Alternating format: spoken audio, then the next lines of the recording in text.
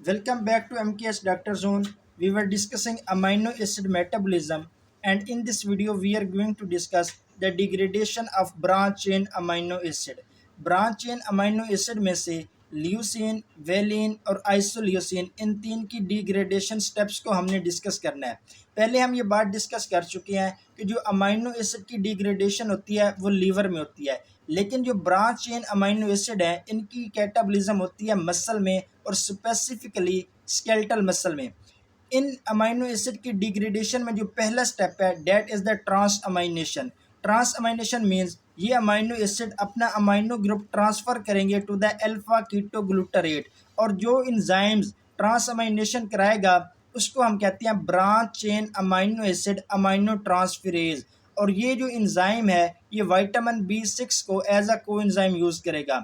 जब ल्यूसीन की ट्रांसअमाइनेशन होगी इट मीन्स जब इसमें से अमीनो ग्रुप रिमूव होगा तो ये कन्वर्ट हो जाएगा into the alpha keto isocaproic acid. और जब वेलिन की ट्रांसअमाइनेशन होगी तो ये कन्वर्ट हो जाएगा into the alpha keto isovaleric acid. और जब आइसोल्यूसिन की ट्रांसअमाइनेशन होगी तो ये कन्वर्ट हो जाएगा into the alpha keto beta methyl valeric acid. Next step is the oxidative decarboxylation. इस इट मीन्स कि अब इन जो कीटो एसिड बने हैं इनमें से कार्बोक्सिल ग्रुप को रिमूव कराया जाएगा, और जो इंजाइम डीकार्बोक्सिलेशन करेगा उसका नाम है branch chain alpha keto acid dehydrogenase. ये एक मल्टी इंजाइम कम्प्लेक्स है, और ये जो इंजाइम है ये को इंजाइम के लिए यूज़ करता है thiamine pyrophosphate, lipoic acid, FAD, NAD और को इंजाइम ए। अगर किसी वजह से branch chain alpha keto acid dehydrogenase की डेफिशिएंसी हो जाएगी तो उस डिजीज़ को हम कहते हैं मेपल सिरप यूरिन डिजीज़। ऐसे पेशेंट्स का जो यूरिन का ऑर्डर होता है वो मेपल सिरप लाइक हो जाता है। जब अल्फा कीटो आइसोकैप्रोइक एसिड की ऑक्सीडेटिव डीकार्बोक्सिलेशन होगी तो ये कन्वर्ट हो जाएगा into the isovaleryl coenzyme A, isovaleryl coenzyme A. और जब अल्फा कीटो आइसोवेलेरिक एसिड की ऑक्सीडेटिव डीकार्बोक्सिलेशन होगी तो ये कन्वर्ट हो जाएगा into the isobutyl coenzyme A. और जब alpha keto beta methyl valeric acid की ऑक्सीडेटिव डीकार्बोक्सिलेशन होगी तो ये कन्वर्ट हो जाएगा into the alpha methyl butyl coenzyme A. Next step ये है कि अब ये जो कीटो एसिड बने हैं इनकी होनी है डीहाइड्रोजिनेशन। इट मीन्स इनकी होनी है ऑक्सीडेशन, इनमें से हाइड्रोजन रिमूव किया जाएगा और वो चला जाएगा कोएंजाइम जो हम यूज़ करेंगे FAD उसके पास, और FAD हाइड्रोजन को एक्सेप्ट करने के बाद कन्वर्ट हो जाएगा इनटू द FADH2। और जो इंजाइम डीहाइड्रोजिनेशन करते हैं उनको हम कहते हैं डीहाइड्रोजिनेज।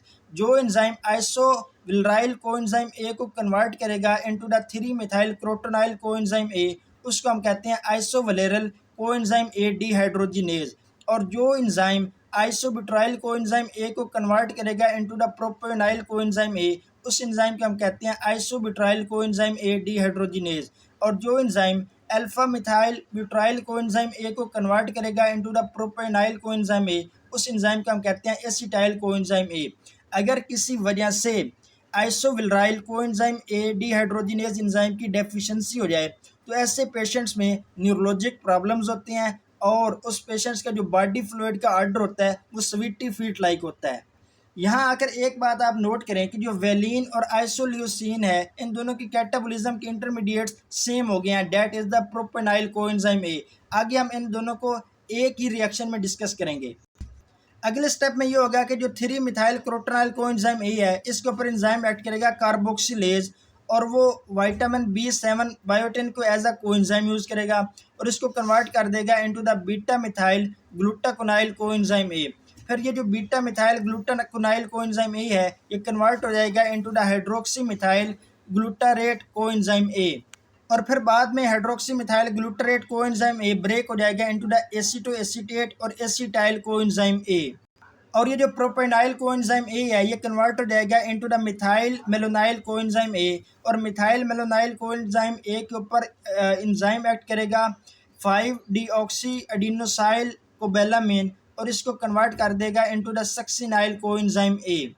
अब अगर हम इन अमीनो एसिड की कैटाबॉलिज्म की एंड प्रोडक्ट्स को डिस्कस करें तो जो ल्यूसीन है उसके एंड प्रोडक्ट्स हैं एसीटो एसीटेट और acetyl coenzyme A. It means जो ल्यूसीन है ये कीटोजेनिक अमीनो एसिड है, और जो वेलिन है उसके एंड प्रोडक्ट्स है succinyl coenzyme A. It means जो वेलिन है ये ग्लूकोजीनिक अमाइनो एसिड है। और जो आइसोल्यूसिन है उसके डिग्रेडेशन के एंड प्रोडक्ट्स हैं एसिटाइल कोएंजाइम ए और succinyl coenzyme A. It means जो आइसोल्यूसिन है ये ग्लूकोजीनिक भी है और कीटोजेनिक भी है।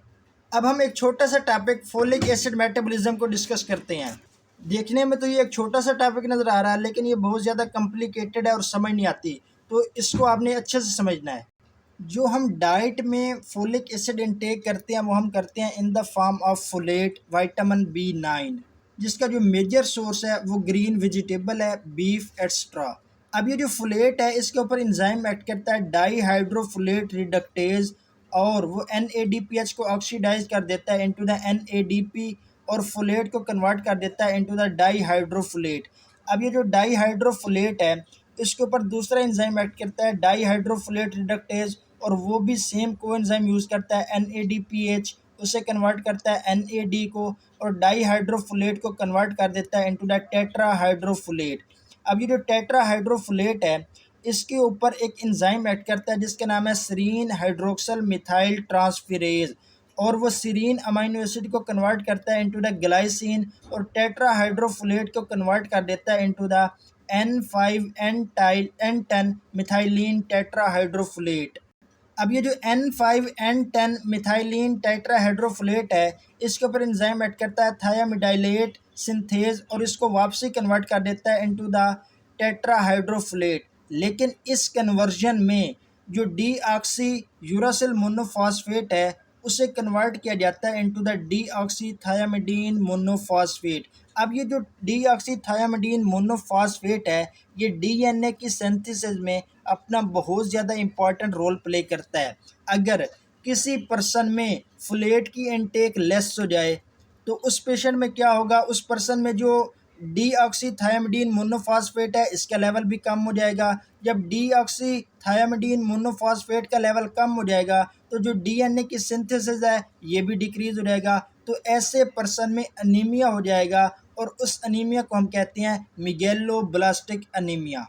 इस मेगैलोब्लास्टिक एनीमिया में क्या होता है, इसमें जो रेड ब्लड सेल की प्रोडक्शन होती है एक तो वो इमेच्योर होते हैं और दूसरे उनकी जो साइज होता है वो बहुत ज़्यादा लार्ज होता है। This was all about the folic acid metabolism. Thank you very much. अल्लाह हाफिज़।